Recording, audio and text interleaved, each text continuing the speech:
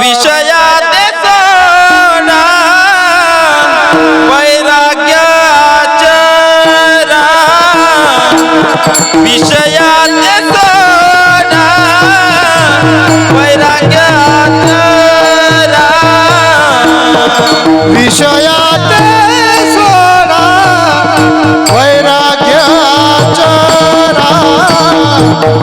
विषयात सोडा वैराग्याचा विषयात सोडा वैराग्याचा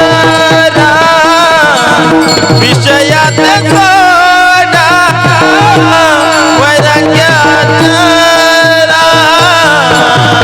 विषयात सोडा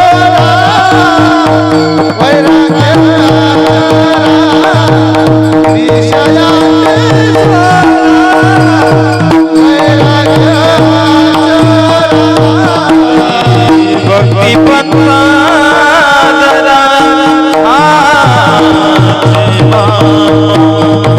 भक्ती पन्नादरा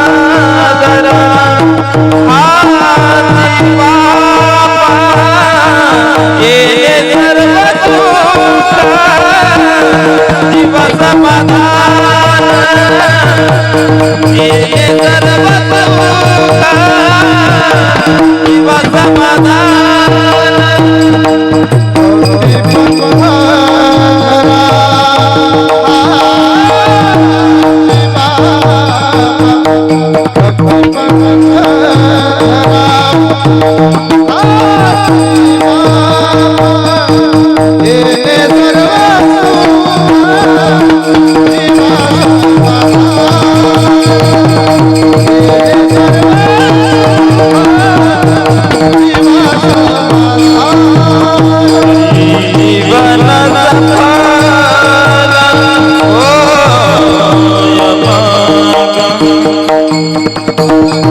सपना जीवन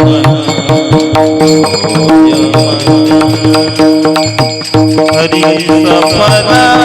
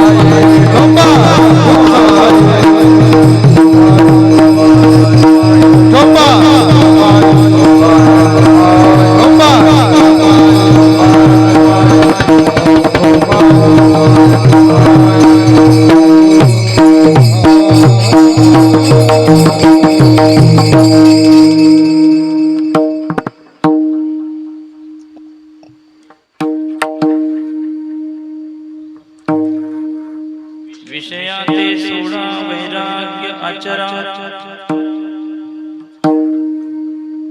विषयाते सोडा वैराग्य आचरा भक्ती पंथ धराची बापा तेणे सर्व सुख जीवा समाधान तेणे सर्व सुख जीवा समाधान सफल जीवन होय विषयाच्या संगी होसी दीन बापा सोडी मार्ग सोपा वैराग्याचा तेणे सर्व सुख जीवा समाधान सफल जीवन होय भगवान म्हणे विराग हे सुख भगवान म्हणे विराग हे सुख मग्न देखो दुःख विषयाचे तेणे सर्व सुख जीवा समाधान सफल जीवन होय विठोबा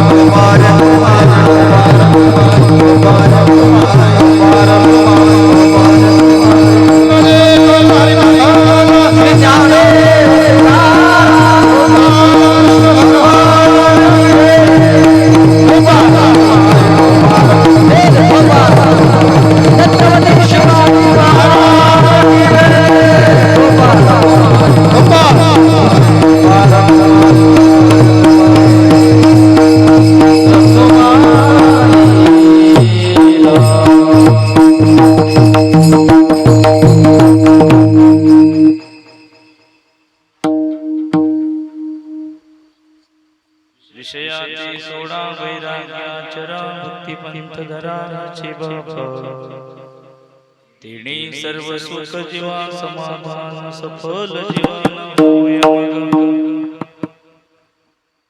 समचरण सरोजं सान्द्र नीलाम्बुदाभं जघननीत पाणि मंडनं तरुण तुलसी माला कंधरं कंजनेत्रं सदैव वल्लभासं विठ्ठलं चिन्तयामि. पांडुरंगा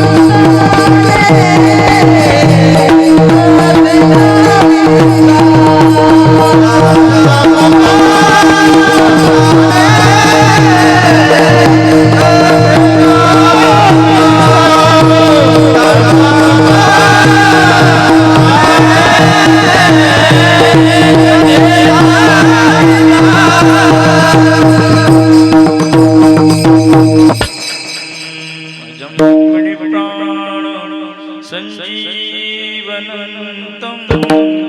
परं धाम कैवल्यं मेकं तुरीयं प्रसन्नं प्रपन्नातिहं देवदेवं परब्रह्मलिङ्गं भजे पाण्डुरङ्गं.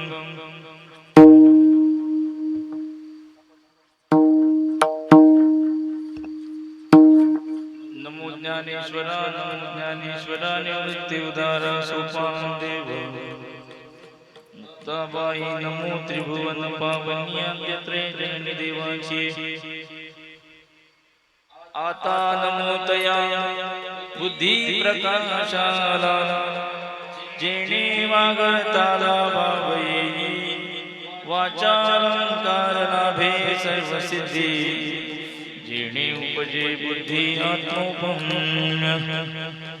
भावाचा फुलवरा होय मतीवरी नांदे वृत्तीवरी ब्रह्मस्थिती वाचालंकार लाभे सर्व सिद्धी जेणे उपजे बुद्धी आत्मोपम्य.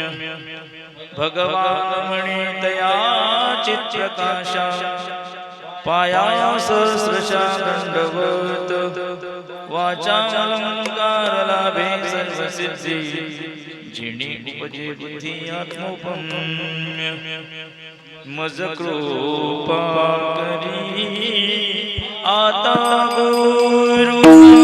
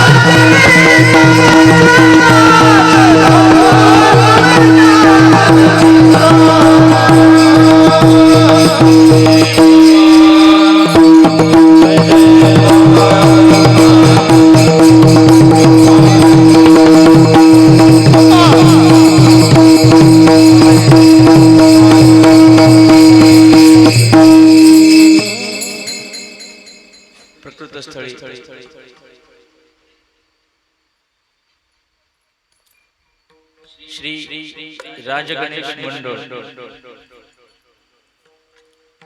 या गणपतीचं नावच विशेष अशा स्वरूपाचं आहे. या गणरायाच्या या पवित्र दरबारामध्ये श्रीमद भागवत कथेचं पारायण आणि हा संकीर्तन सोहळा सेवेकरता निवडलेला अभंग महान भगवत भक्त त्यागमूर्ती वैराग्यमूर्ती ब्रह्मनिष्ठ संत गुरुवर्य श्री भगवान महाराज यांच्या श्री अभंग गाथेतील जीवन साफल्य कशाने होईल, जीवनाची सफलता होण्याचा जो मार्ग आहे तो मार्ग प्रस्तुत अभंगातून गुरुवर्य महाराज सांगतात. विठोबा रखुमाई जय जय.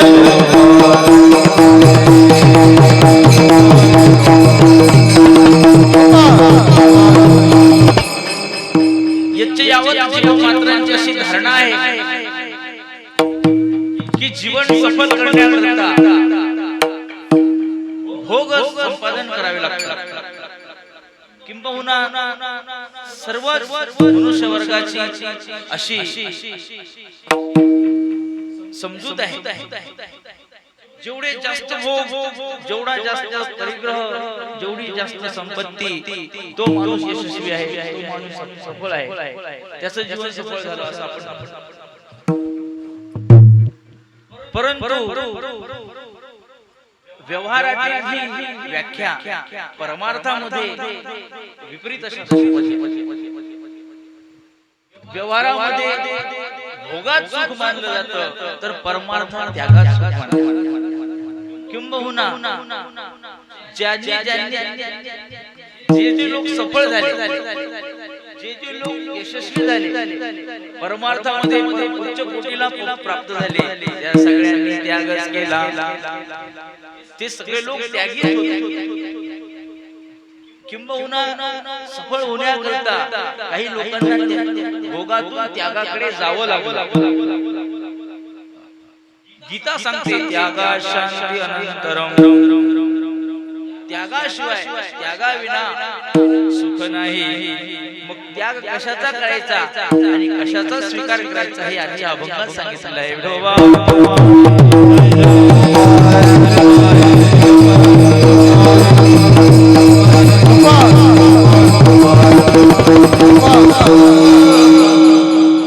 सर्व लोकांना सुखाची अपेक्षा आहे. निरतिशय असं जे सुख आहे ते सुख सगळ्यांना पाहिजे, पण प्रयत्न मात्र दुःखाचे सुरू आहे.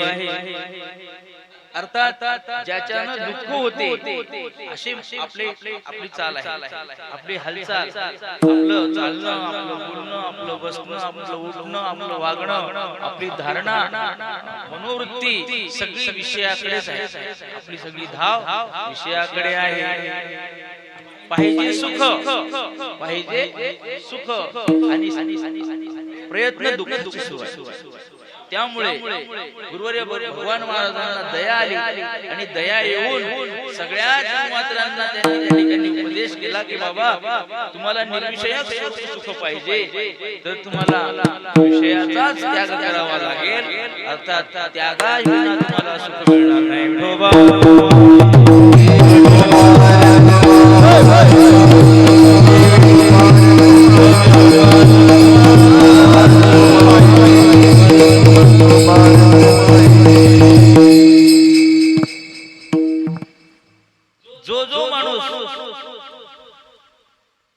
जो म्हणजे जसा जसा माणूस आपलं पाऊल टाकतो त्या पावलागणी त्याच्या त्यांनी दुःख जवळ घेतलं. आज माणूस हा निसर्गाशी स्पर्धा करतोय.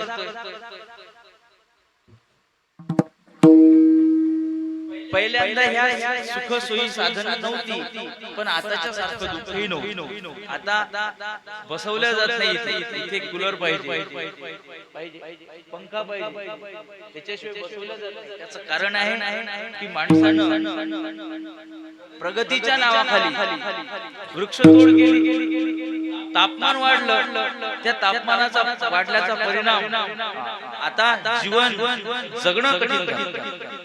कालची परवाची गोष्ट, सगळ्या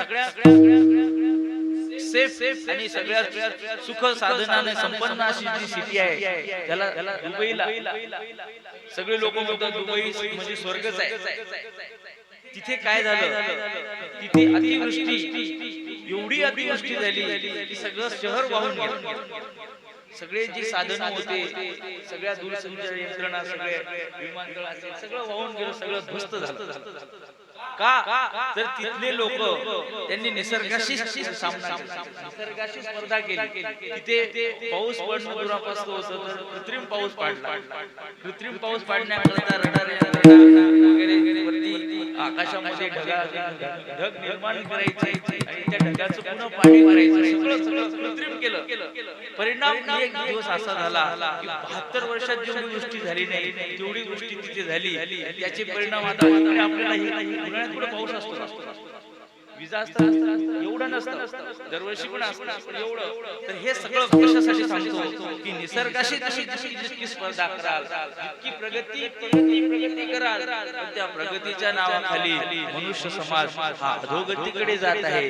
त्याचा उपाय आजच्या अभंगातून महाराज सांगतात.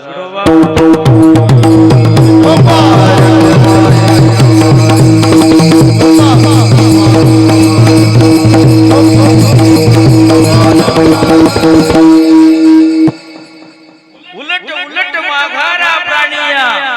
बरोबर भगवान महाराज नेहमी सांगतात की जो धावायला लागला, किती धावायला लागला, पण महाराज म्हणतात तू माघारी. पाणी स्खलनशील असतं, पाणी प्रवाह उतारानं वाहते. पाणी कसं वाहते, उतारानं वाहते, पण त्या उतारानं वाहणाऱ्या पाण्याचं नंतर काय होतं, कुठे जाते ते वाया निघून जातं.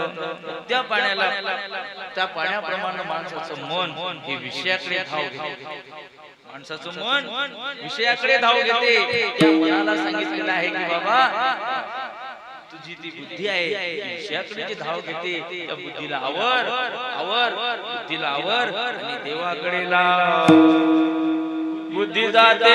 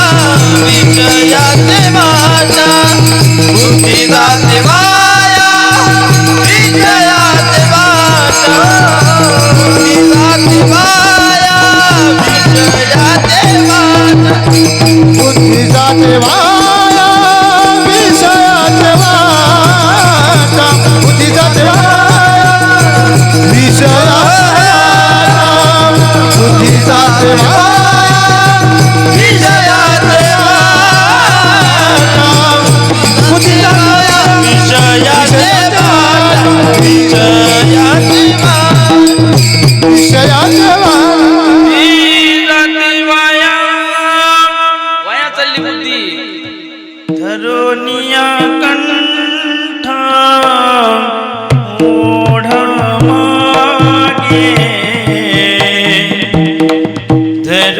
या कंठ ओढ मागे तिने सर्व सुख लाभे समाधान तिने सर्व सुख लाभे समाधान.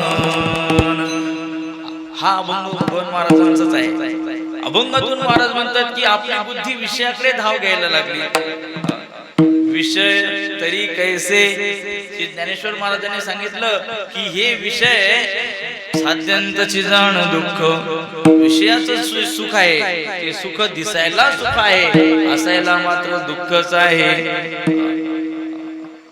विषयाचे सुख साध्यंतची जाण दुःख, तेथे कारे मना जासी थोर दुःख भोगवसी.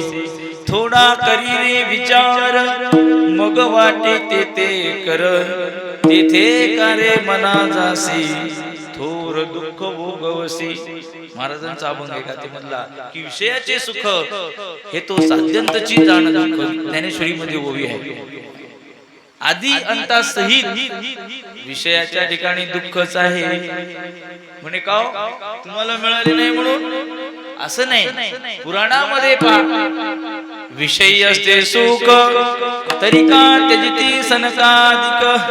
सनकादिकांनी विषयाचा त्याग केला. ज्या घरी कुलस्त्रिया राज्य राणे व संपत्ती बारी त्या पोखरणी नदी गंगा वाहती, त्या भरत राजाचं वर्णन नाथ महाराज भागवतामध्ये करतात की ज्या भरत राजाच्या घरी 56 प्रकारचे भोग होते. महाराज एवढे मोठे दिव्य भोग त्या भरत राजाकडे होते. पण भरतानं काय केलं तर भरतानं सगळं राज्य मुलाच्या स्वाधीन केलं आणि गंगेच्या किनारी जाऊन तप करत बसले.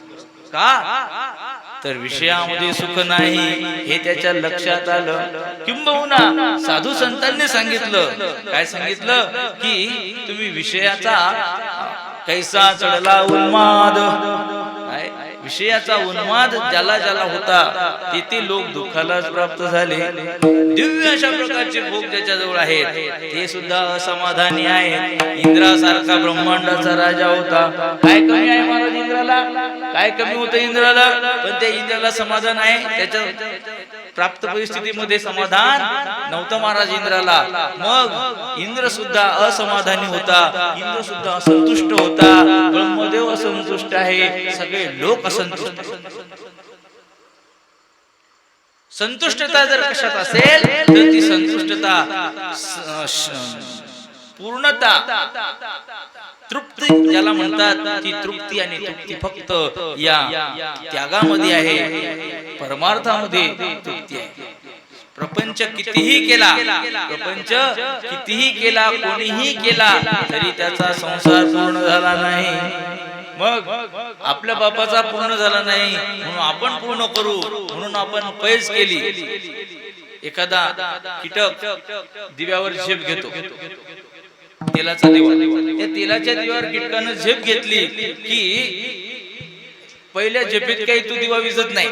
मग हा काय म्हणतो दुसरा की ह्याचा नियम चुकला, आता मी बघा कसे पणती विजवतो. मग पणती विजवण्याकरिता गेला, पण झालं काय, अशी झेप घेतली पतंगा दीपी आलिंगन तेच त्यासी अचूक मरण देवी विषया चरण आत्मघाता. माऊली ज्ञानेश्वर महाराज म्हणतात की पतंग दिव्यावर झेप घेतो, काय म्हणतो मी त्याला आलिंगन देतो किंवा त्याचा नेम मुकला, आता मी त्यामध्ये सुख शोधतो. लक्षात घ्या, पण कोणीही जा या संसारामध्ये सुख कोणालाच मिळालं नाही. म्हणून देवी विषया चरण, विषयाचं ज्यांनी आचरण केलं ते सगळे लोक त्या ठिकाणी दुःखाला प्राप्त झाले. ज्ञानेश्वर महाराजांनी सांगितलं विषय दुःख रूप आहेत. विषय तरी कैसे रोहिणीचे जळ जैसे. रोहिणीचे जळ म्हणजे रोहिणी नक्षत्र दिवसा 12 वाजता असतं. नक्षत्र दिवसा 12 वाजता सूर्य माथ्यावर आला की त्या वेळेला रोहिणी नक्षत्र असतं.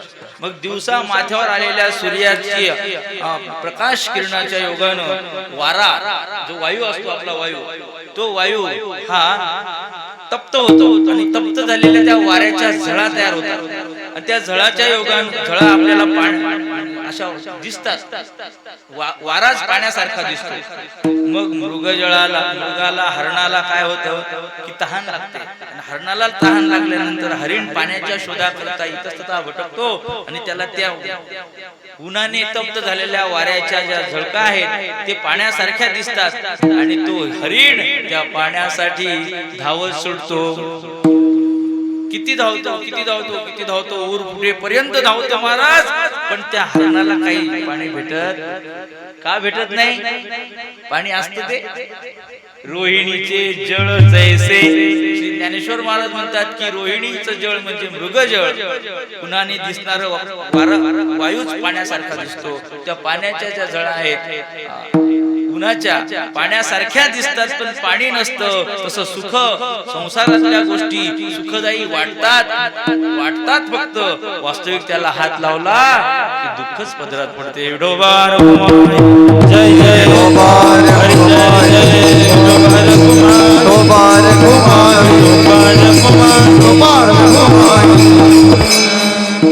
पूजनीय गुरुवारी श्री भगवान बाबा नेहमी सांगत असतात, अप्राप्त वस्तूची प्राप्ती क्षणभर कौतुक दाखवते. कोणती गोष्ट मिळाली नाही तोपर्यंत त्याचा आनंद असतो. ती गोष्ट मिळाली त्या गोष्टीचा नुसता त्या स्पर्श झाला की असं वाटते काय विनाकारण आपण याच्या नादी लागलो. काय अप्राप्त वस्तूची प्राप्ती क्षणभर कौतुक दाखवते, पण तो क्षण मिळवण्याकरता माणूस जीवन वेचतो, नष्ट होऊन जातो आणि पदरात अनर्थ पडतो. म्हणून साधू संतांनी सांगितलं की बाबा या विषयाच्या नादाला लागू नका. या विषयाच्या नादाला लागला तर जे लोक विषयाच्या नादी लागले त्यांना दुःखच काय ते प्राप्त झालं. तुम्हाला सुख पाहिजे असेल तर तुम्ही काय करा, अभंगाच्या विषयात सोडा वैराग्यात रा. विषयात सोडा वैराग्यात रा. विषयात सोडा वैराग्यात रा. विषयात सोडा वैराग्यात रा. विषयात सोडा बाबा वैराग्यात रा. विषयात सोडा वैराग्यात रा. विषयात सोडा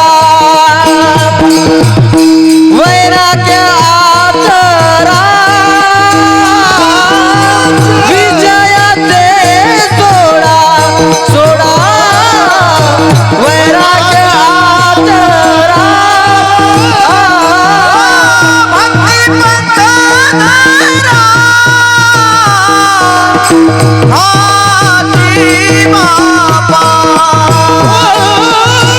भक्ती हाती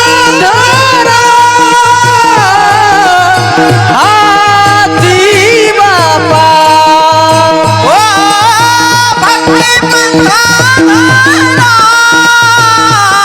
क्या बात हाती बापा. हे सर्व सुख आजीवा समाधान. हे सर्व सुख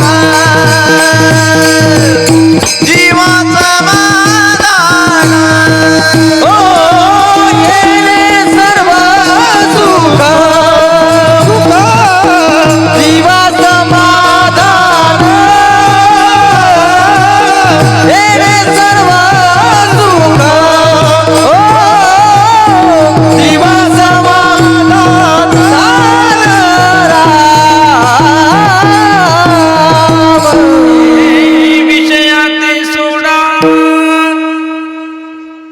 अभंगाच्या पहिल्या चरणात पहिलंच शब्द सांगतात बाबा विषयाते सोडा सोडून द्या. सोडणं आपल्याला माहित नाही, सगळं आपल्याला आपल्या जवळ पाहिजे. काय सोडणं माहित नाही. जे आलं ते येऊ द्या, जे आलं ते येऊ द्या, जे आलं ते येऊ द्या, जे आलं ते येऊ द्या. बाबा म्हणतात की सोडायचं शिका, सोडायचं शिका. काय घेऊन आलो होतो आपण? जन्माला आलो तेव्हा काही घेऊन आलो, मग ही सवय लागली कुठून? ही जी सवय आहे हा या मृत्यू लोकाचा जो वारा आहे, हा वाराच इथला वारा माणसाला त्या गोष्टी शिकवतो. लक्षात घ्या, साधू संत मोठे झाले, जे लोक मोठे झाले ते सगळे या गुणामुळे मोठे झाले. सोडून द्या. सोडणे म्हणजे टाकणे, सोडणे म्हणजे टाकणे. हातावर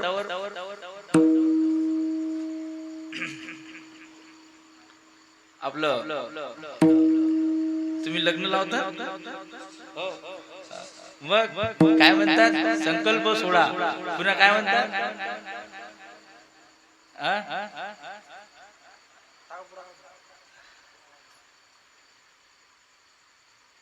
म्हणजे वरबाप म्हणजे मुलीचा बाप काय सोडतो? टाकतो. म्हणजे आपली जी मुलगी आहे ती तो जावयाला हातावर पाणी सोडतो. पाणी सोडलं की ती कन्यादान, काय म्हणतात त्याला? कन्यादान म्हणजे सोड. तिचा अभिमान सोडून देतो. बाबा आता ही जी माझी होती ही मी तुला दिली, आता सर्वस्व मी तुला सर्वस्वाने अर्पण केलं. लक्षात घ्या. टाकाय नाही. त्याने जर म्हणलं नाही मी माझ्या घरीच ठेवतो, काय म्हणलं? जी गोष्ट सोडायची ती सोडायचीच.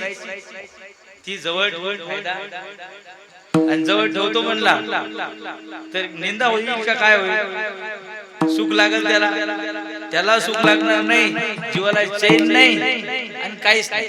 मग सोडून दे बाबा. शास्त्र सांगते, शास्त्रानं सांगितलं कन्येचं दान करावं. आपल्या जवळ जे आहे ते देत, आपल्या जवळ जे आहे ते देत चला. ज्याचं आहे त्याला द्यायचं. आपण काय आणलं? आपण काहीच आणलं नाही, पण आपण विनाकारण अभिमान धरतो. हे शरीरही आपलं नाही, याच्या आत असलेलं मनही आपलं नाही, ही इंद्रिय सुद्धा आपली नाही. मग जर शरीरच आपलं नाही तर या शरीराने मिळवले धन संपत्ती, घर बंगला गाडी घोडं हे आपलं आहे. मग अभिमान कशाचा धरतो? सोडा. विषयात ते सोडा. क्या लेके आया बंदा के जाएगा, क्या लेके जाएगा. 2 दिन की जिंदगी, 2 दिन का मेला, 2 दिन की जिंदगी है. क्या लेके आया, क्या लेके जाएगा. क्या लेके आया बंदे, क्या लेके जाएगा. 2 दिन की जिंदगी है, 2 दिन का मेरा. 2 दिन की जिंदगी है, 2 दिन का मेरा.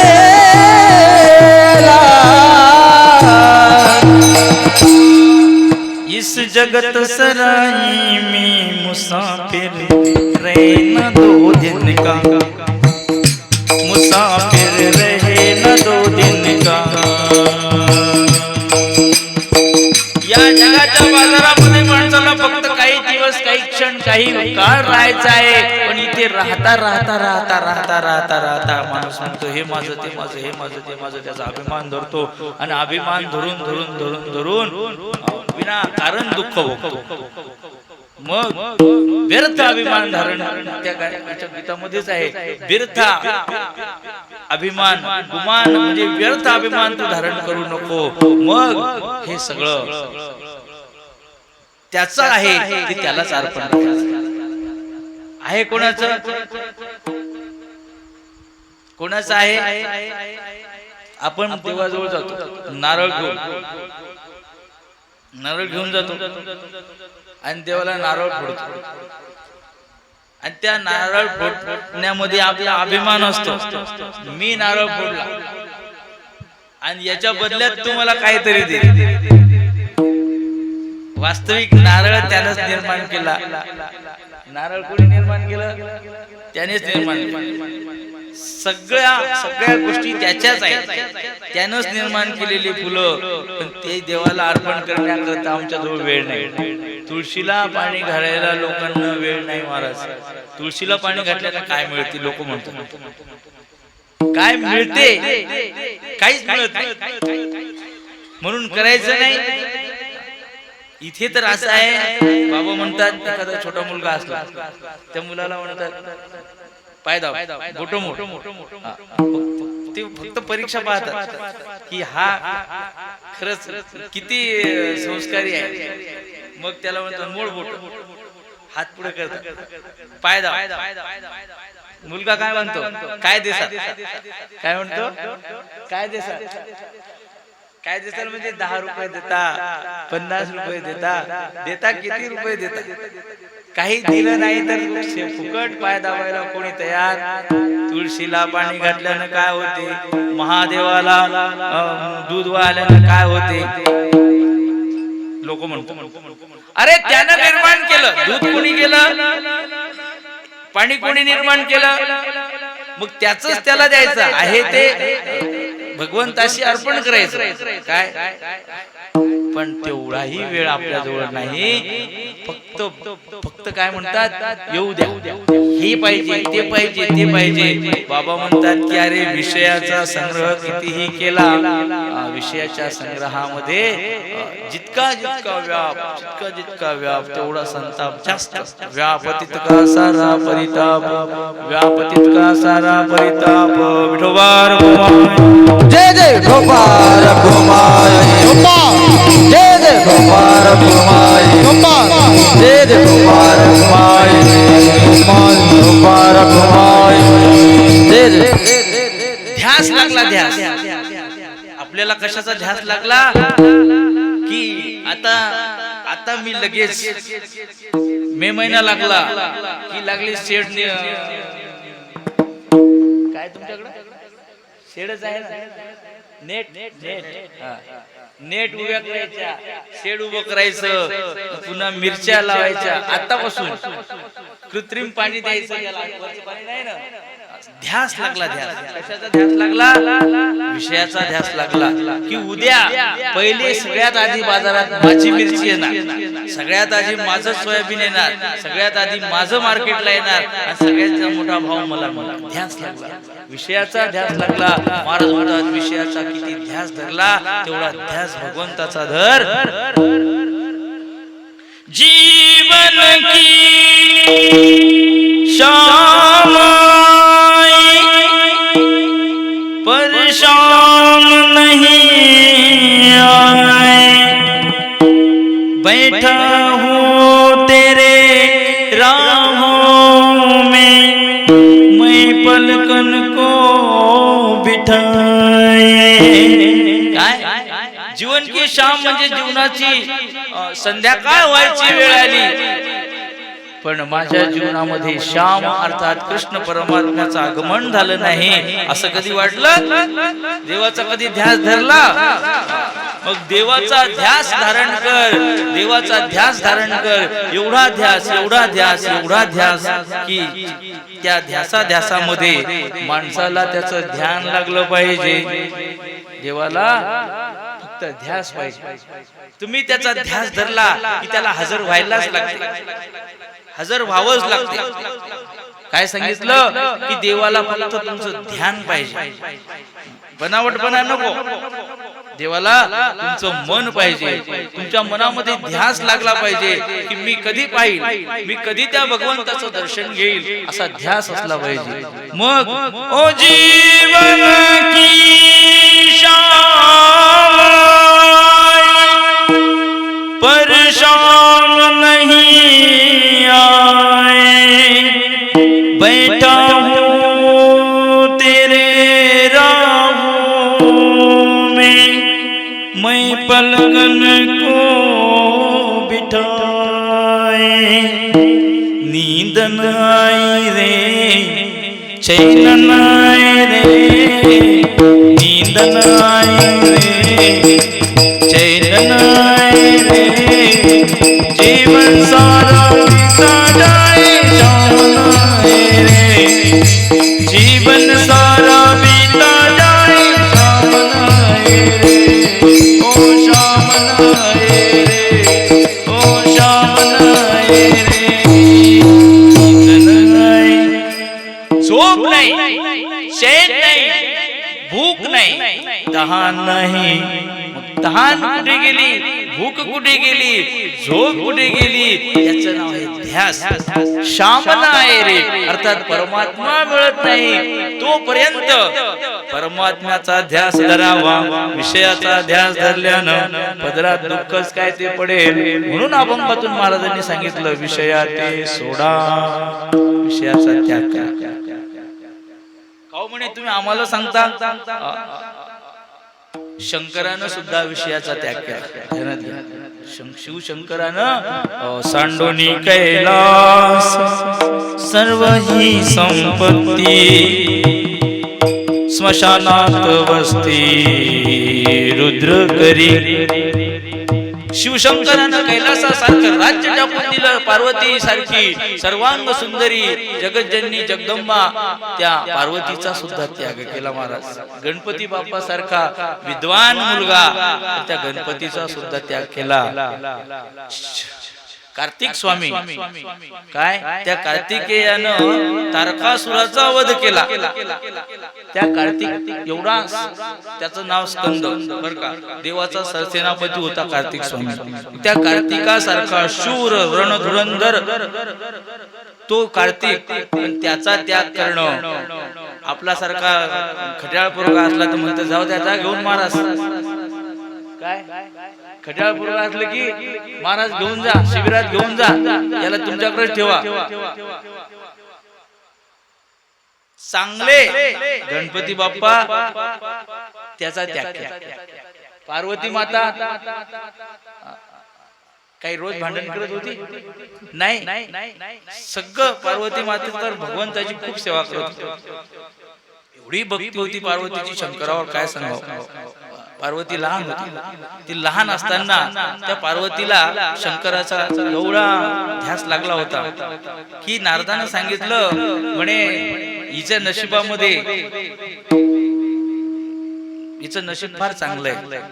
जगाचा मालक महादेव बडादेव सबदेव का बाबा हा हिला पती मिळणार आहे. तिला तर आनंद झाला. शंकराचा मेकअप पाहिला तर शंकराचं ते रूप पाहिल्यानंतर सगळे म्हणले असा जावई नको, असा जावई नको. तरी सुद्धा त्या पार्वतीला त्या शंकराचा एवढा ध्यास लागला. मग गेली तपश्चर्या करायला. महाराज तपश्चर्या करायला गेली. एवढं तप केलं, एवढं तप केलं, एवढं तप केलं, अशी वळून गेली. शंकराला असं वाटलं एवढीशी पोरगी काय 7-8 वर्षाची, त्या पार्वतीला शंकरपती मिळावा म्हणून तिनं भगवंताचं तप केलं, घोर तप केलं. 16 सोमवार धरले काय जे असेल एवढं तप केलं. आणि तप केल्यानंतर शंकराच्या मनामध्ये तिच्याबद्दल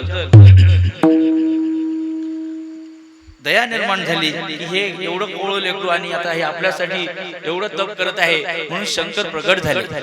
म्हणले हिची परीक्षा पाहू. काय म्हटले, हिची परीक्षा पाहू. एका ब्राह्मणाचं रूप घेतलं महाराज शंकरानं. ब्राह्मणाचं रूप घेतलं आणि त्या तिच्या जवळ गेले. म्हणले तिचं ते तप म्हणजे काय असं एका जागेवर डोळे लावून बसायचं असं नसतं.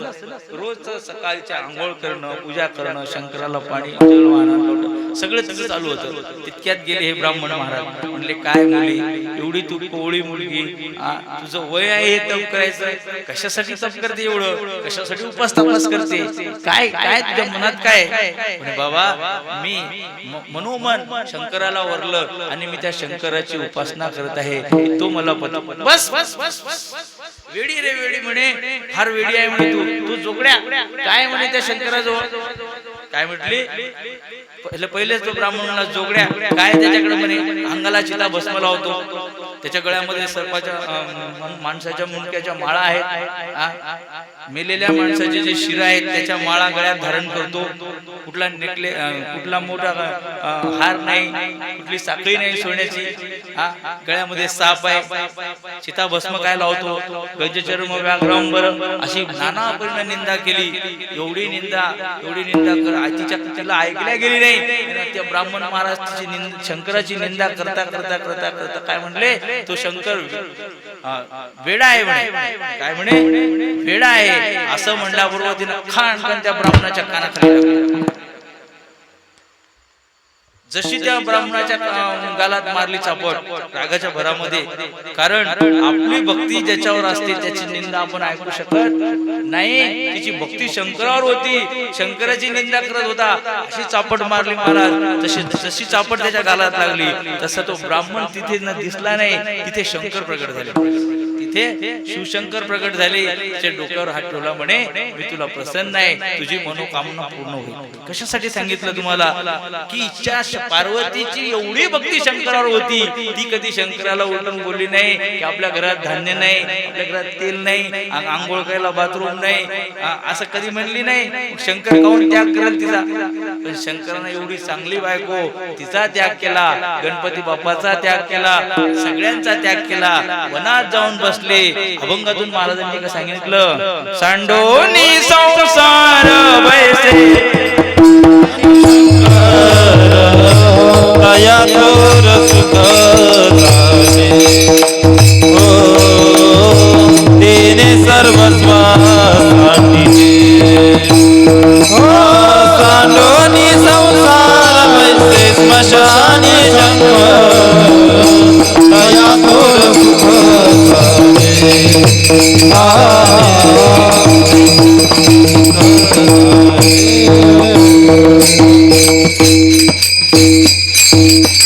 सांडोनी संसार काय सांगितलं? विषयाते सोडायचं सांगितलं. शंकरानं सोडला, संसार टाकून दिला. परिणाम काय झालं? वैराग्याचरा. अभंगाचं चरण पहा. विषयाते सोडा वैराग्याचरा. मग शंकरानं विषयाचा त्याग केला, वैराग्य धारण केलं, तया थोर सुख झाले. सुख पाहिजे तर पहिले टाकायचं शिका, त्याग करायचं शिका. आणि हे अभंगातून महाराजांनी सांगितलं. विषयात सोडणे याचा अर्थ काय काय सोडायचं? श्री ज्ञानेश्वर महाराज गीतेच्या 18व्या अध्यायामध्ये सांगतात की संन्यास कशाला म्हणतात आणि त्याग कशाला म्हणतात. गीतेच्या 18व्या अध्यायामध्ये पहिला श्लोक आहे. अर्जुन उवाच संन्यासस्य महाबाहो तत्त्वमिच्छामि वेदितुं त्यागस्य च ऋषिकेश पृथक्केशि निषूदन. मी आणि माझे पण विसरले जयाचे अंतःकरण.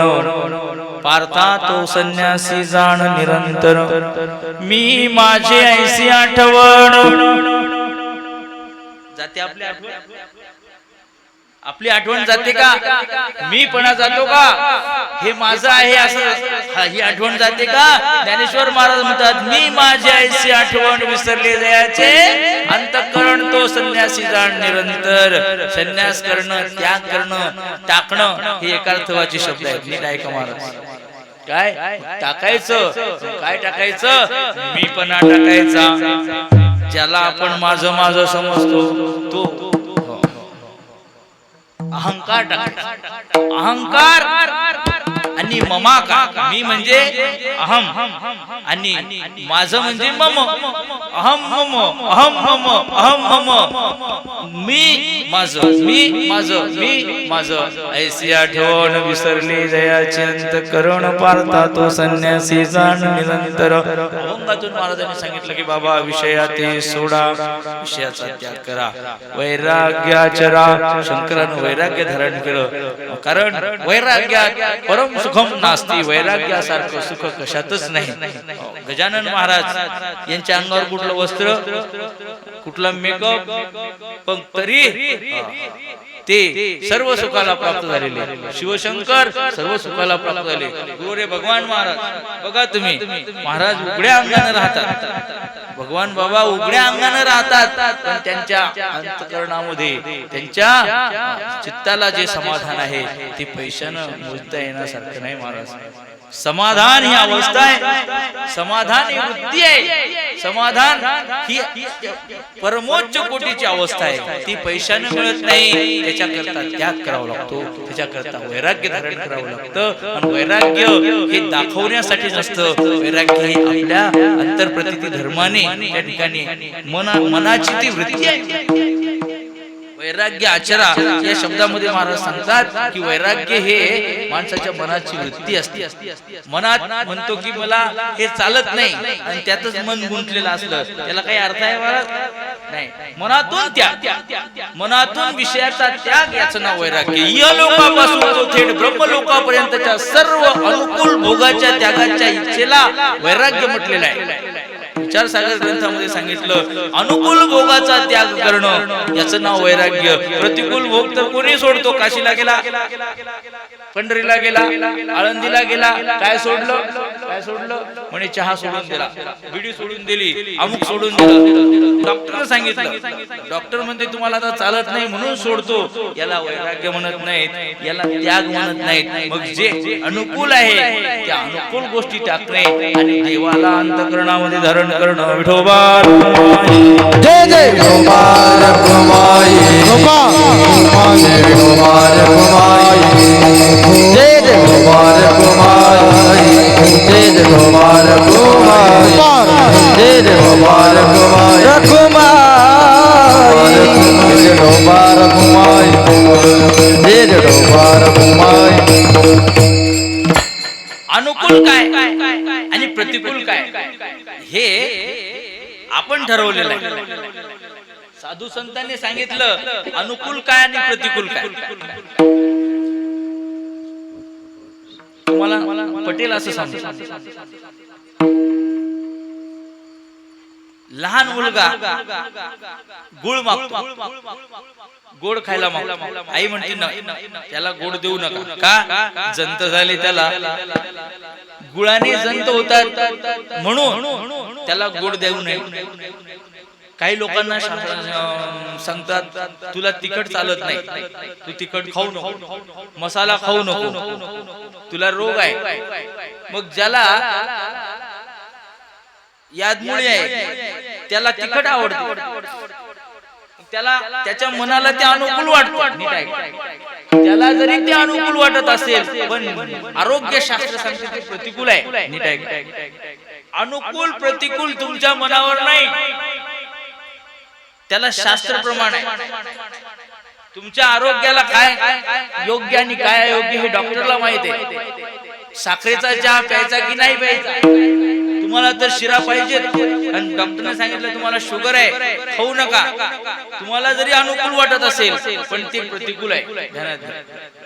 मग जे अनुकूल आहे नीट आहे का, आरोग्याला जे प्रतिकूल आहे त्या गोष्टी करायच्या नाही, त्या गोष्टी करायच्या नाही. व्यसन करणं, त्या व्यसनापायी सगळे संसार उद्ध्वस्त झाले लोकांचे, तरी सुद्धा लोक व्यसन सोडत नाहीत. व्यसन लोक सोडत नाहीत. ते तुम्हाला नको सांगितलं ते करायचं नाही. मग विषय हे तुमच्या सुखाला प्रतिबंधक आहेत हे शास्त्र सांगतं. उदाहरण संपले आता. विषय तुमच्या सुखाला प्रतिबंधक आहेत, ते दिसायला जरी अनुकूल वाटत असले तरी ते परिणामतः प्रतिकूल आहेत. बाबू एवढी गोळी घे, आई काय म्हणते एवढं औषध घे, मग तुला मी एवढा गुळाचा खडा देईन. औषध कशासाठी? औषध कशासाठी? जंत मरण्यासाठी, पोटातले जंत मरण्यासाठी त्याला कडू औषध द्यायचं. आणि त्याला प्रलोभन कशाचं दाखवलं? गुळाचं, ज्याच्यामुळे तुला त्याला अनुकूल वाटून गुळ. पण औषधाची कडवटपणी होय अमृताची पुरवणी. औषध कडू आहे पण कडू असणारा औषध खाल्ल्यानंतर जंत मरतात आणि त्याला आरोग्य प्राप्त होते. आरोग्य गुळ गोड वाटतो, औषध कडू पण आरोग्य देतं, गुळ गोड पण आरोग्य गमावते. तसे विषय दिसायला जरी गोड वाटत असले तरी ते परिणामतः कडू आहे गुळासारखे. गुळ खाल्ल्यानं जंत होतात, तसले विषय सेवन केल्यानं दुःख प्राप्त होते. म्हणून महाराज सांगतात, काय सांगतात, ओ कडू ते विषय जीवा गोड झाले, कडू ते विषय जीवा गोड झाले. हो कडू ते विषय जीवा गोड झाले, कडू ते विषय जीवा गोड झाले. आते नेते मुंगले महासुका महासुका मुंगले महासुका महासुका कडू ते विषय जीवा गोड झाले, कडू ते विषय जीवा गोड झाले. कडू ते विषय जीवा गोड झाले, कडू ते विषय जीवा गोड झाले. कडू ते विषय जीवा गोड झाले. देने ते मुकले, देने ते मुकले महासुका कडू ते विषय जीवा गोड झाले. देने ते मुकले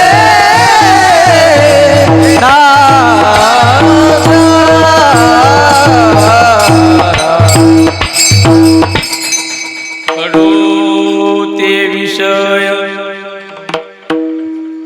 आपल्याला वाटतात विषय कडू वाटतात, आपल्याला गोड वाटतात. कसे काय गोड वाटतात? कारण काय? साधू संत म्हणतात कडू, तुम्ही लोक म्हणता गोड. कशामुळं? गुरुवर्य भगवान महाराज सांगतात, सर्प चावला. काय चावलं? साप चावला कि मग त्याला तिखट मिरच्या गोड लागतात.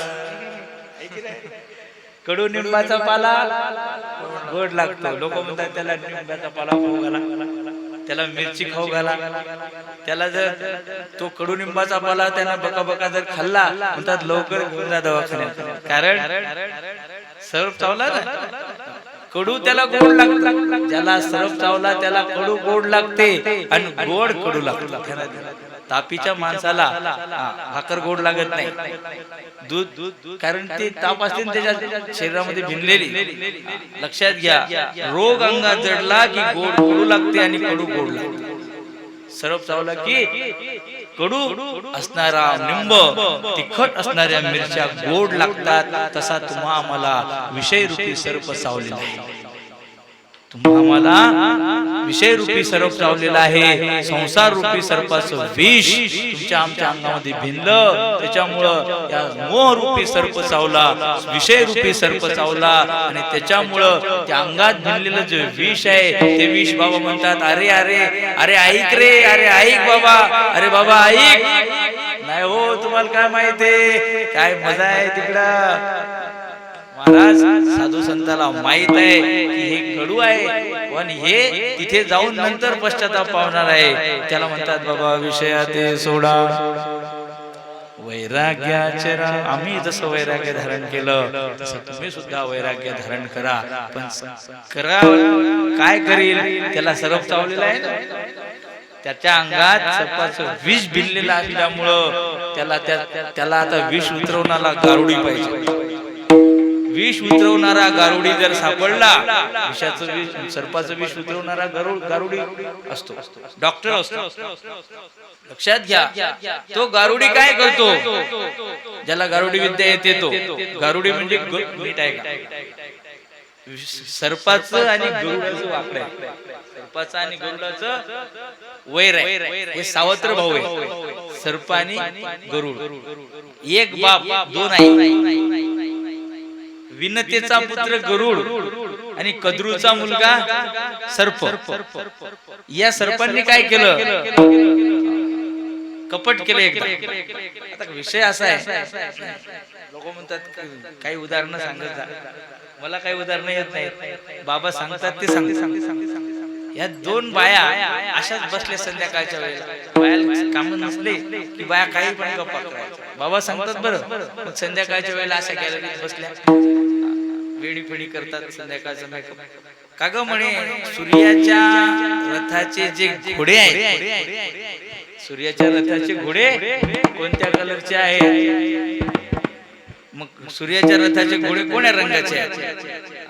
मग कश्यपाच्या ह्या दोन बायका होत्या. ती म्हणली, जी कद्रू होती आणि विनता होती, गरुडाची आई विनता, ती म्हणली सर्पा पांढऱ्या कलरचे घोडे पांढऱ्या रंगाचे आहेत. आता हिनं पांढरे म्हणल्यावर ही म्हणली नाही काळ्या रंगाचे. सौती ती म्हणली पांढरे, ती म्हणली नाही काळे. आता रोज ते गरुडाचा भाऊ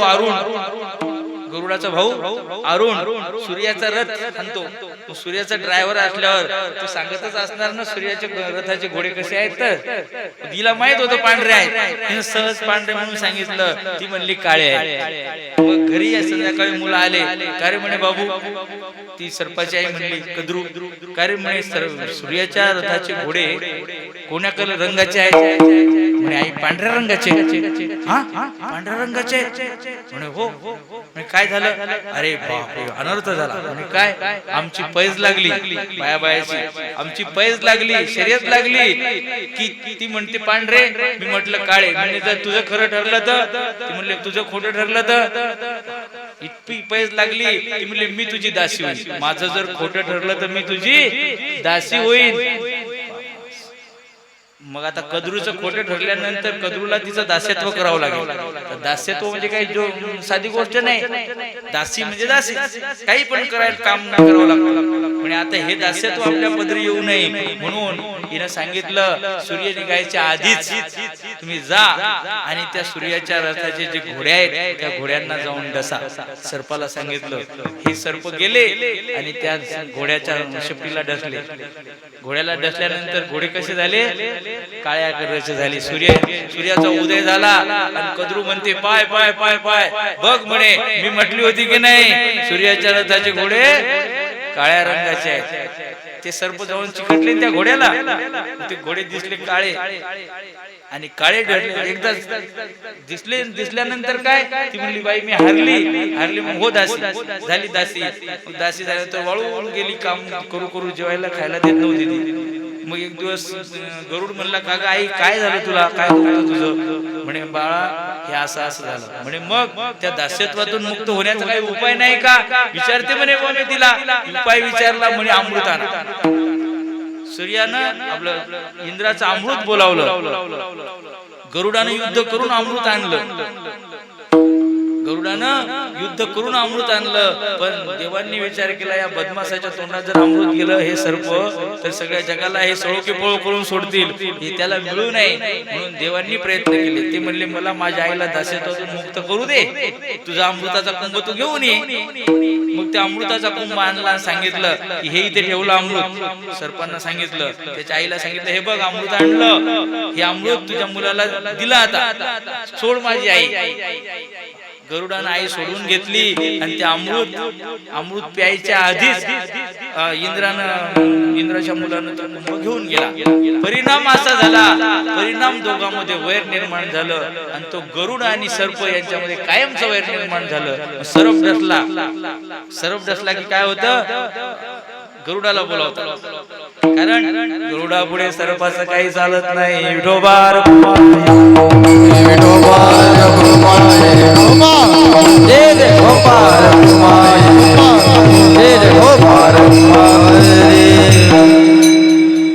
अर्जुनाला मोहरूपी सर्प चावला.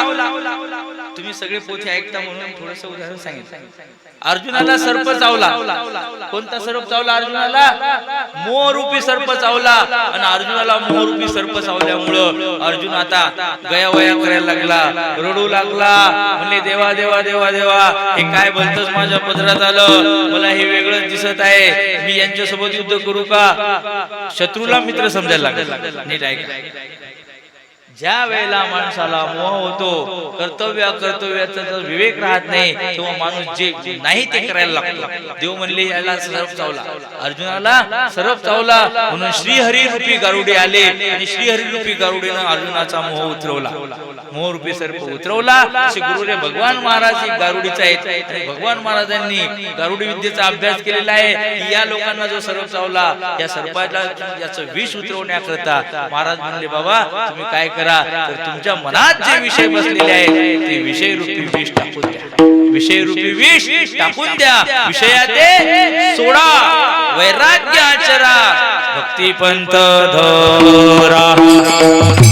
हाजी बाबा हाजी बाबा भक्ती पंथ धरा, हाजी बाबा भक्ती पंथ धरा. विजयाते सोडा वैराग्य आचरा, विजयाते सोडा वैराग्य आचरा, विजयाते सोडा वैराग्य आचरा, विजयाते सोडा वैराग्य आचरा.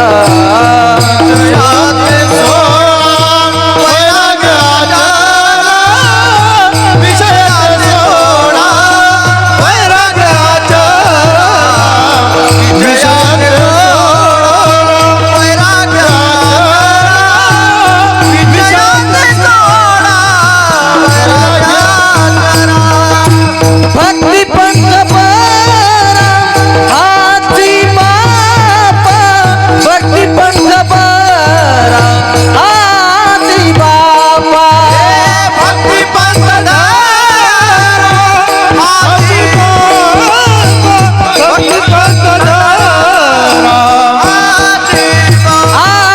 भक्ती पंथ धरा, हाजी बाबा भक्ती पंथ धरा हाती बापा, भक्ती पंथ धरा हाती बापा, भक्ती पंथ धरा, हाजी बाबा भक्ती पंथ धरा, जेणे सर्व सुख जीवा समाधान, जेणे सर्व सुख जीवा समाधान, जेणे सर्व सुख जीवा समाधान, जेणे सर्व सुख जीवा समाधान. तेने सर्व सुख जीवा समाधान, तेने सर्व सुख जीवा समाधान,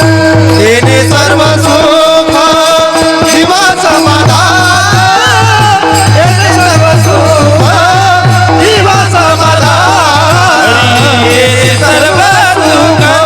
जीवा समाधान, तेने सर्व सुख जीवा समाधान.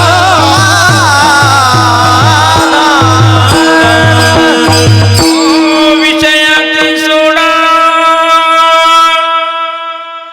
वैराग्य आचरा,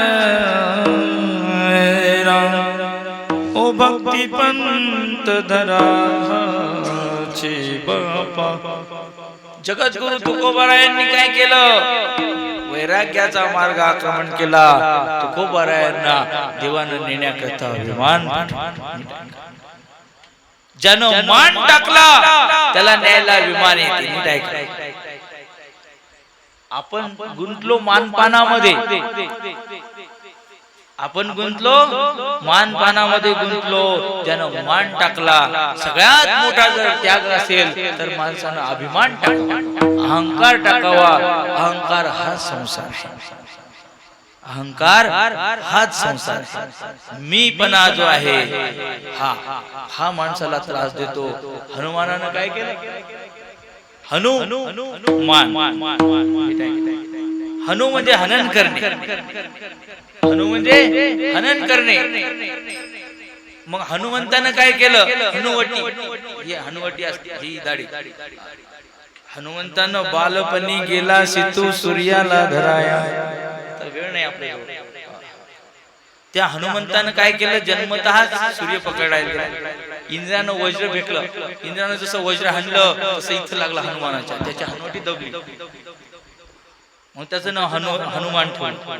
त्याचा खरा अर्थ हा आहे, त्याचा खरा अर्थ हा आहे की मानाचं हनन करणे, त्याचं नाव हनुमान. मग मान, अभिमान, नुसता मान नाही, त्याच्या मागे अभिमान आहे. मग अभिमान ज्यानं टाकला तो हनुमान झाला. ज्यानं अभिमान टाकला त्याच्या हृदयात राम जाऊन बसला. ज्यानं अभिमानाचं हनन केलं अर्थात जो हनुमान झाला, त्या हनुमानाला राम आपल्या हृदयात धारण करतो. नाही, राम त्याच्या हृदयात जाऊन बसतो. रमन्ते मुनयो यस्य रामः. हनुमान रामाला आपल्या हृदयात त्या ठिकाणी धारण करतो. किंबहुना राम प्रभू म्हणतात की हनुमंता, तू माझा, लक्ष्मण माझा बहिष्ठर प्राण आहे आणि हनुमान तू माझा अंतःप्राण आहे. आज जो श्वासोच्छवास घेतो तो श्वासोच्छवास, हृदयाची धडकन ज्याला म्हणतात ती धडकन म्हणजे हनुमान आहे. रामाची धडकन कोण आहे?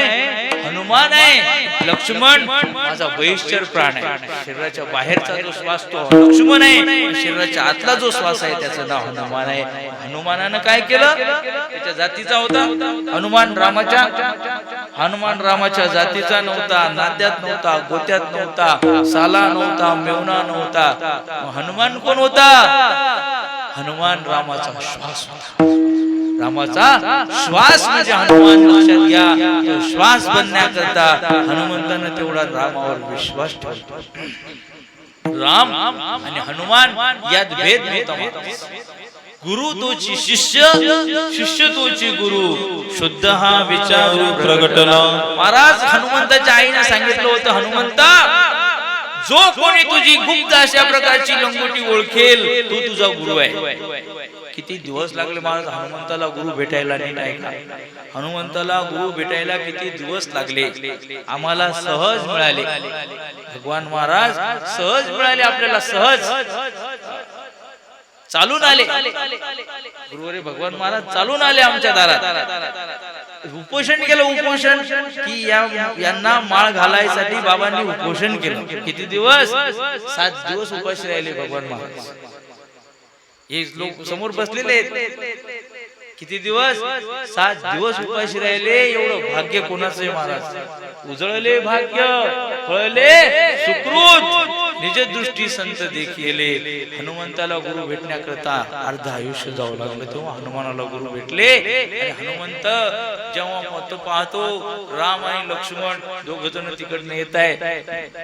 सुग्रीव म्हणतो नक्की वालीनं पाठवले, नक्की वालीनं पाठवले, यांचा समाचार घेऊन ये. हनुमान जातो आणि मोठाले दगड त्यांच्या अंगावर, झाड उपडतो, रामाच्या अंगावर फेकतो.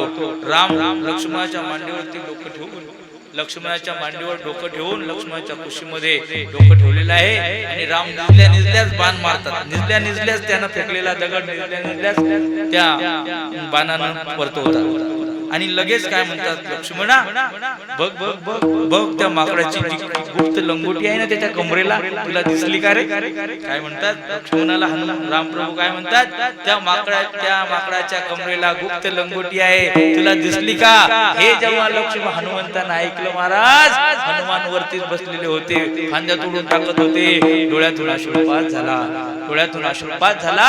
अरे माझ्या आईने सांगितलं की जो तुझी गुप्त लंगोटी ओळखेल तो तुझा गुरु आहे. त्याच्या मनात प्रेम निर्माण झालं. परीक्षा पाहणारा हनुमंताच्या हृदयात गुरुबद्दल प्रेम निर्माण झालं आणि प्रेम निर्माण होऊन त्या हनुमंताच्या डोळ्यातून अश्रुपात झाला. अश्रुपात झाला. कंठी प्रेम दाटे नयनी नीर लोटे, ओ कंठी प्रेम दाटे नयनी नीर लोटे, कंठी प्रेम दाटे नयनी नीर लोटे, कंठी प्रेम दाटे नयनी नीर लोटे, हृदय प्रगटे राम हृदयी रंगाटे रूप, कंठी प्रेम दाटे नयनी लोटे, कंठी प्रेम दाटे नयनी ओ कंठी प्रेम दाटे नयनी नीर लोटे, कंठी प्रेम दाटे नीर लोटे, हृदय प्रगटे राम रूप, हृदय प्रगटे राम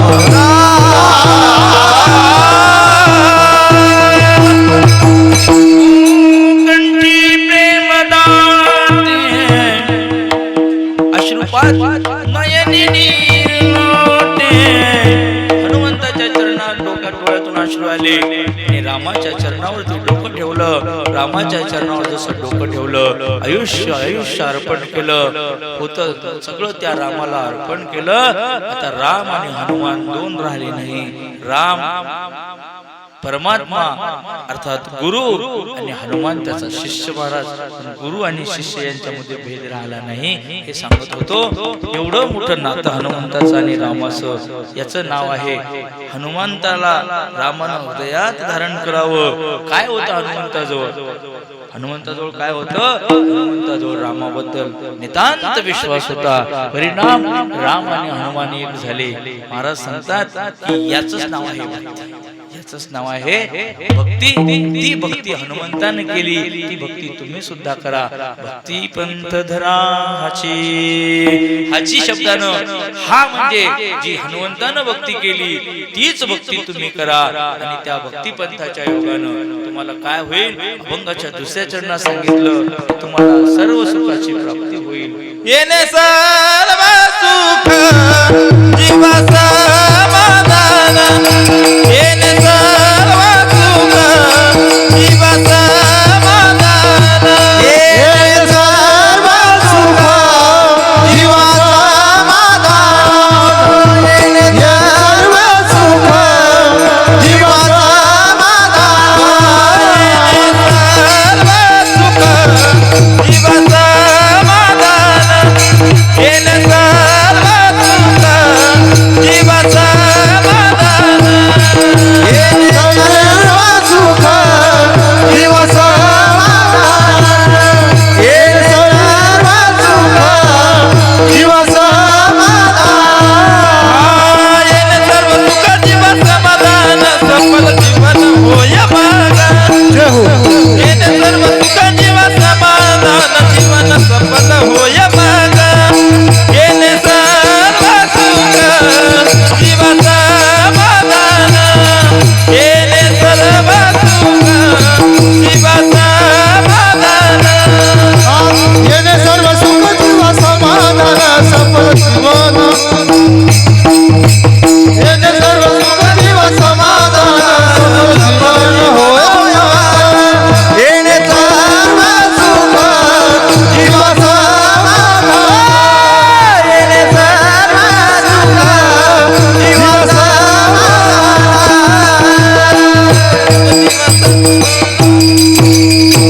येणे सर्व सुख जीवा समाधान, सफल जीवन होय. सफल जीवन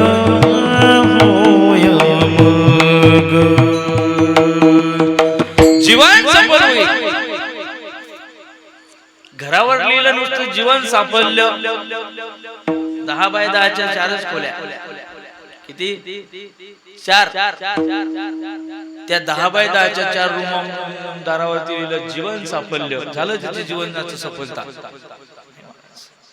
घर बांधणं म्हणजे जीवन साफल्य नाही. मुलं निर्माण करणं म्हणजे जीवन साफल्य नाही. तर जीवनामध्ये समाधान मिळवणं हे जीवनाचं साफल्य आहे. जे समाधान साधू संतांनी मिळवलं, ज्या समाधानासाठी देव स्वर्गातून इथे येतो, देव वैकुंठातून इथे येतो, ज्या समाधानासाठी ते समाधान साधू संतांच्या जवळ आहे. महाराज घोटवीन लाळ घोटणे म्हणजे ब्रह्मज्ञानी माणूस, पण तो म्हणतो द्या, थोडं द्या हो, मला द्या हो, थोडं मला द्या म्हणतो. घोटवीन लाळ ब्रह्मज्ञान्या हाती एवढा मोठा आनंद. भक्ती पंथ धरा हाची बापा. या भक्तिपंथामध्ये, या भजनानंदामध्ये जो आनंद आहे तो आनंद कशातच नाही. तो आनंद कुठेही नाही, कशातच नाही, भोगात नाही, कशामध्येही तो आनंद नाही. तो आनंद फक्त आणि फक्त भजनामध्ये आहे. देव वेडा झाला या सुखासाठी, देव वेडा झाला आणि वैकुंठ सोडून ज्या सुखा कारणे देव वेडावला, कारणे देव वेडावला, वैकुंठ सोडून संत सजनी राहिला. देव संत सजनी राहिला.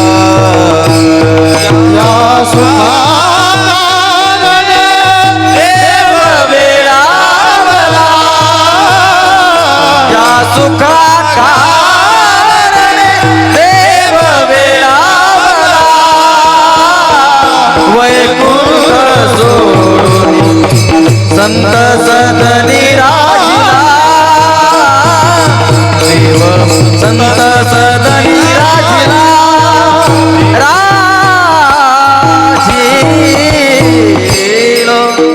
सुंदर गायनासाठी एकदा सुंदर प्रकारे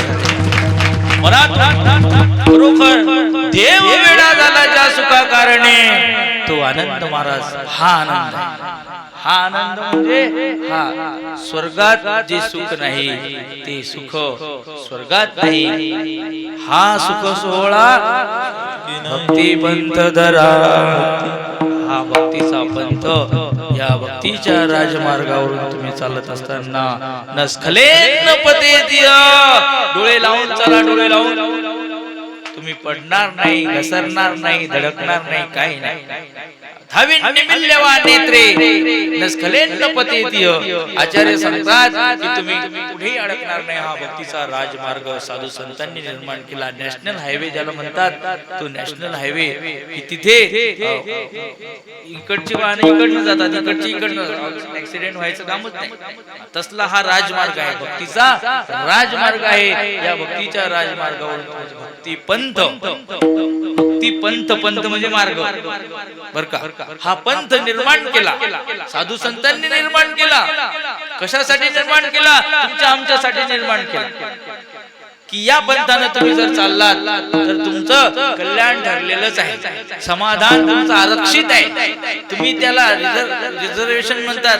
ती कल्याण तुम्हाला ऐकच मिळेल. कधी? भक्ती पंथामध्ये तुम्ही समरस झाला पाहिजे. इथे समरस होणं महत्वाचं आहे. इथे समरसता याचंच नाव आहे भक्ती. या भक्तीच्या मार्गामध्ये कोणी मोठा नाही, कोणी लहान, कोणी मोठा नाही. इथे देव सुद्धा वारकरी आहे. इथे विठोबा सुद्धा वारकरी आहे.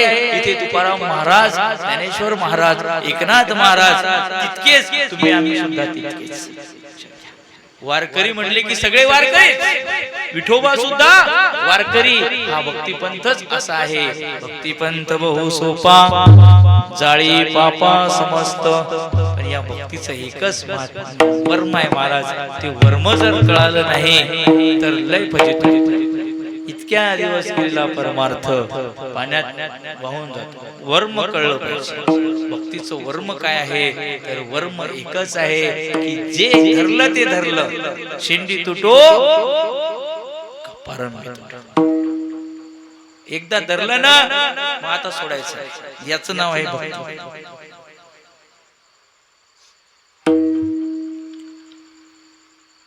या भक्तीमध्ये धरसोड चालत नाही.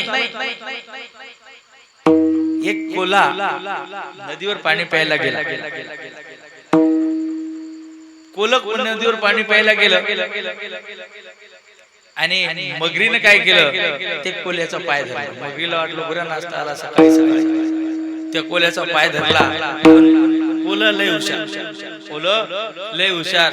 ते कोल्हा काय म्हणते बरं झालं मगरीन बाई माझं नशीब चांगलं.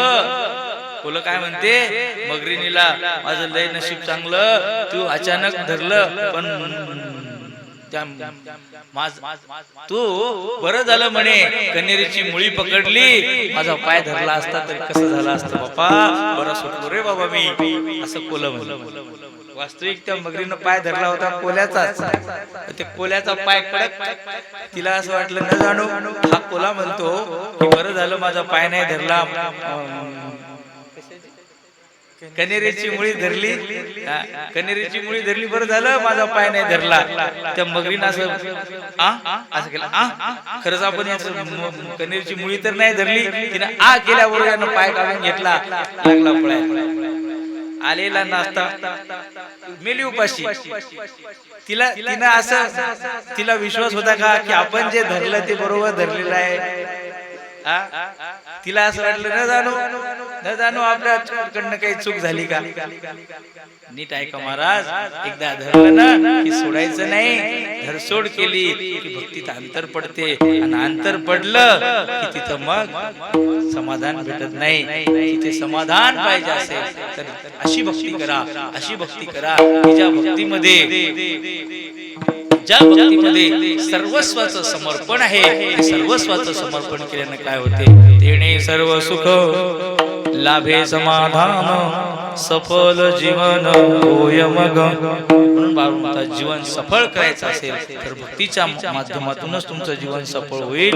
इथे ज्या ज्या लोकांनी भक्ती म्हणजे समरसता. नीट आहे समरसता.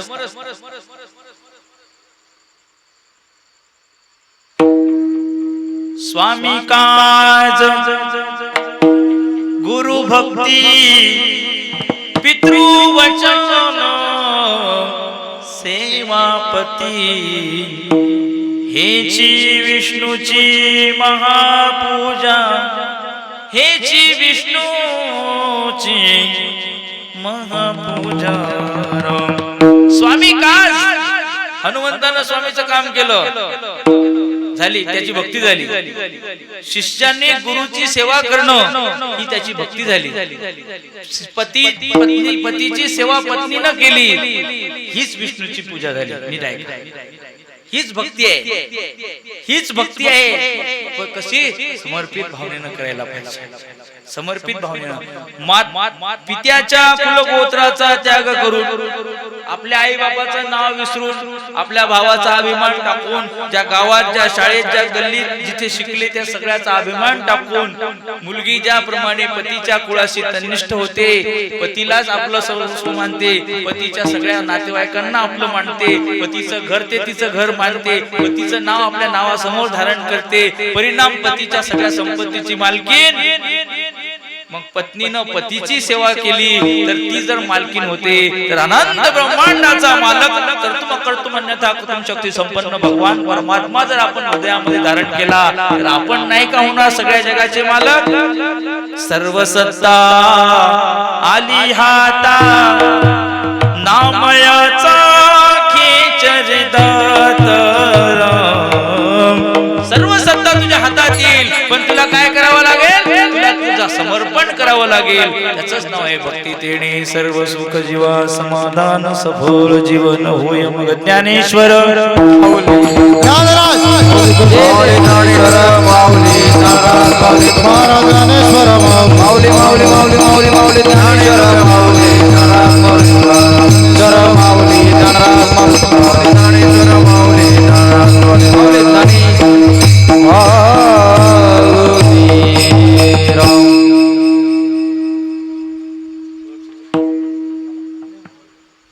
विषयाती सोडा वैराग्याचे राम भक्तिपंथ धराचे बाप. तिणी सर्व सुख जीवा समाधान सफल जीवन होय मग. विषयाच्या संगी होसी दीन बापा सोडी मार्ग सोपा वैराग्याचा. हे भगवान म्हणे विराग हे सुख मगन देखो दुःख विषयाचे. तेणे सर्व सुख जीवा समाधान सफल जीवन होय मग. भगवान म्हणे चिराग सुख. भगवान म्हणे विराग हे सुख. भगवान म्हणे विराग हे सुख. भगवान म्हणे विराग हे सुख. भगवान म्हणे विराग हे सुख. भगवान म्हणे विराग हे सुख. भगवान म्हणे विराग हे सुख. भगवान म्हणे विराग हे सुख. मगन देखो दुःख विषयाचे. मगन देखो दुःख विषयाचे. ऐसे सर्व सुख जीवा समाधान. ऐसे सर्व सुख जीवा समाधान. मगन देखो दुःख विषयाचे. मगन देखो दुःख विषयाचे.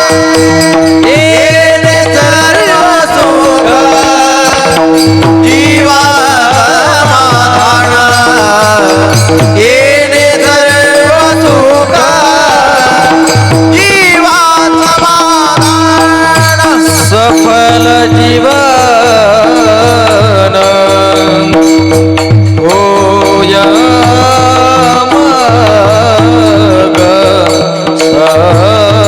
सफल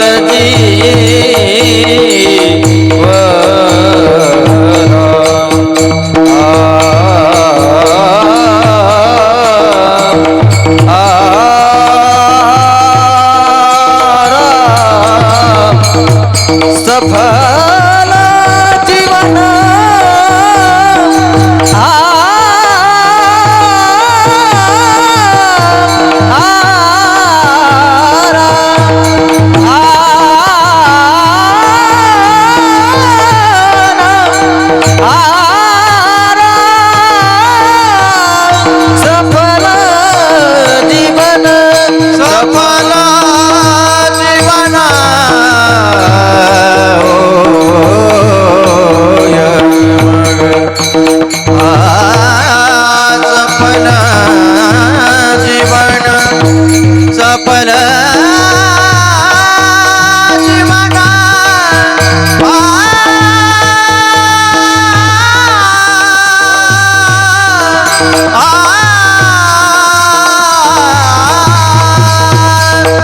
सफल जीवन होय. सफल जीवन होय मग.